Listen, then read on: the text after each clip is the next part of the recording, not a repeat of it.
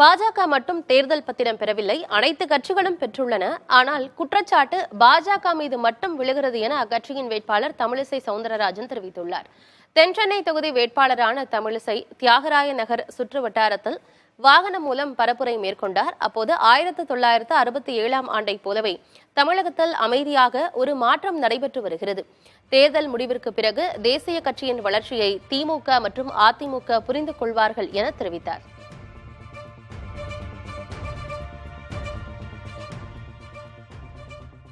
அவங்களுக்கு கருத்து சொல்லலாம். ஆனா என்னை பொறுத்த மட்டில் இன்னைக்கு அது பாண்டு கொடுத்து அதிகாரப்பூர்வமாக பணம் கட்டினாலதான் இத்தனை ஆண்டு காலம் கழித்து நம்மால் கண்டுபிடிக்க முடிகிறது இவர்கள் இதை கொடுத்திருக்கிறார்கள் என்று. ஒன்று. இன்னொன்று, இந்த பாண்டுகளை பாஜக மட்டும் வாங்கல, எல்லா கட்சியும் வாங்குறாங்க, எல்லா கட்சியும் அதை பயன்படுத்தி இருக்கிறாங்க. ஆனா குற்றச்சாட்டு மாத்திரம் பாஜக மேல வைக்கிறாங்க. ஒன்று. எதுவுமே கணக்கில் இருந்தால் அது ஊழல் கொண்டு வர முடியாது. எல்லாரும் நம்பிக்கையா இருக்கலாம். ஒரு மிகப்பெரிய புரட்சி ஏற்பட போகிறது.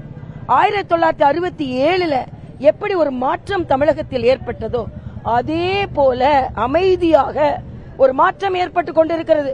அதனால திமுக அதிமுக நாங்க தான் போட்டின்னு சொல்லிட்டு இருக்காங்க. அவர்களுக்கு தெரியவில்லை ஒரு தேசிய சக்தி அவர்களை மீறி வளர்ந்து கொண்டிருக்கிறது என்பதை தேர்தல் முடிவுகள் தான் காண்பிக்கும்.